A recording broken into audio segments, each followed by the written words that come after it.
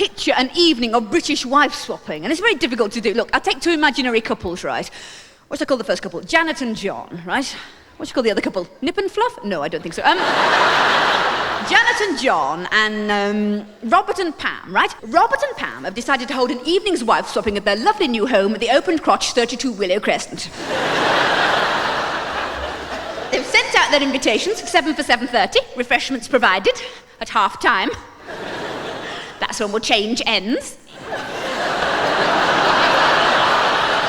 So say it's about 6:30, right? What's actually going on? Janet and John are getting ready to come out. She's getting her G-string out of the airing cupboard, and he's frantically splashing his private parts with high karate. In the other house, Pam's doing a last-minute hoover of the lounge and setting out those little things in bowls, olives, cashew nuts, condoms. Back at the other house, Janet's giving John a bit of a last-minute telling off. Now, John, don't show me up. Pam's upstairs in the master bedroom, buffing up her rubber corset with Mr. Sheen. Ding dong, there goes the doorbell. Janet and John are on the doorstep. She's still telling off. John, what? Don't forget what I said about foreplay. What did you say? I said do some. I remember what you said now. Beef burgers. What? 3 minutes each side. That's right.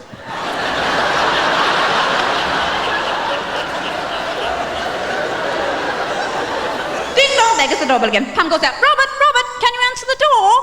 And Robert, KY jelly, too ostentatious in a dish? Robert flings open the door. There stand Janet and John. Oh, hello, Janet, John. And we've not done an awful lot of wife swapping before. We didn't know whether we should bring a bottle or not. Anyway, we brought this. And these are the batteries for it.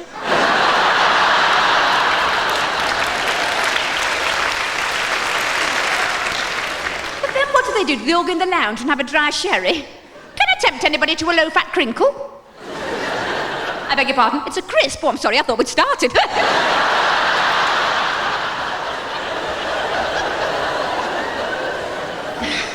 Cheers. I see you've had your nipples pierced, Pam. Yes, aren't they good?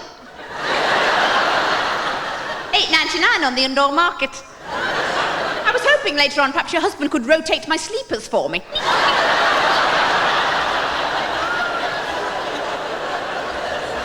But then what do they do? I mean, do they pair off? Then do they swap? Does Pam show Robert and Janet up to the spare bedroom? Oh, yes, it is quite nice, isn't it? Oh, mind the headboard. It's only MFI. It won't take a multiple orgasm. Then does she go back down and rejoin John in the lounge and they have another dry sherry? Oh, cheers. I think it's so important to keep your marriage alive in this way, don't you, John? Robert and I, we try to make love in a different part of the house each week. Yes, I think the front hall had a particular frisson, with us having a glass front door. No, it didn't bother me, but the Christian Aid woman had to wait a few minutes for her envelope. Oh, that's marvellous what you're doing, John. That's perfect. Keep doing that. Go on, keep going. Yes, that's marvellous. That's wonderful. Go on. Yes. Now tune in Channel 4. Upstairs, Janet's feeling a little bit tense, so Robert dims the lights and puts on some of his favourite music. Unfortunately, the Barren Nights aren't everybody's cup of tea. So he attempts to engage Janet in conversation. Do you know the Kama Sutra at all, Janet? Oh, yes, we went there for our wedding anniversary. Oh, the book with the positions in it. Yes, I do know. We had it out of the library. It wasn't very satisfactory. I thought later on it might have been better if I hadn't been wearing my leotard. But it wouldn't suit my husband, you see. These exotic things. He's not very experimental. He was 38 before he had quiche.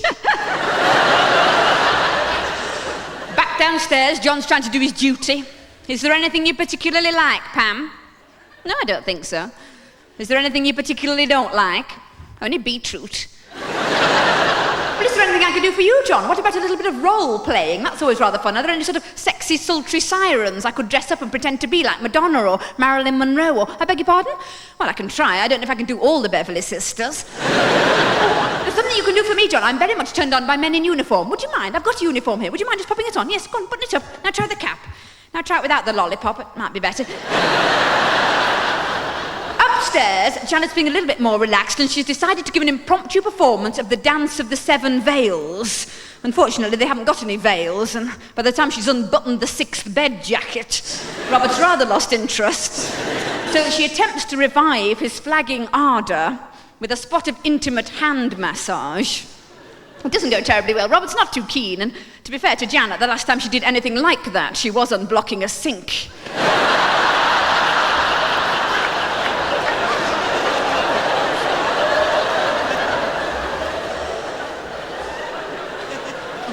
Upstairs, Pam, remembering the film 9.5 Weeks, thinks it might be rather nice to be licked all over. So she sends John to the kitchen for some aerosol cream. Unfortunately, it's unfamiliar cupboards, and he comes back with spray oven cleaner. And Pam loses 2 birthmarks and a tattoo.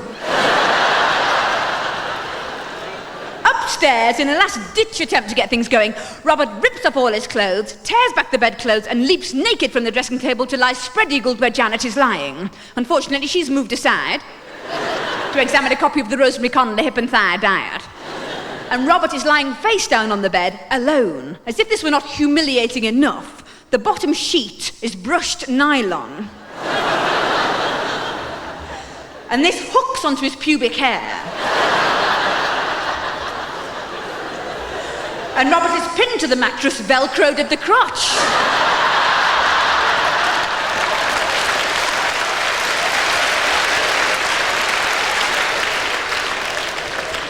Well, Janet has to call for assistance at this point, and it ends up with John holding him up while Pam cuts him loose with the bacon scissors. Well, they all go back down to the lounge after this mishap, and they sit around rather miserable with a cup of decaf, and things have gone a bit flat at this point, so Robert suggests they all spice things up by looking at one of his soft porn magazines. And Pam says, no, sorry, that would make her feel inadequate. So Janet suggests they all read a DIY magazine. And Robert says, no, that would make him feel inadequate. Well, she's just thinking about leaving, and Robert has one last try. He goes away and comes back, and he's slipped into a pair of see-through plastic underpants. Janet says, oh, that reminds her, turkeys are 20p off at B-Jam.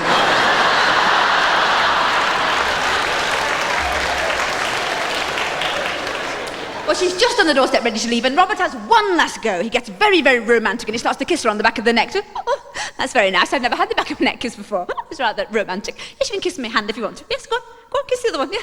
You can kiss my bare feet if you want to, honey. Man, my left foot, 'cause I've got a verruca. It's just about to come off. Has it come off? No, spit it out, it won't look.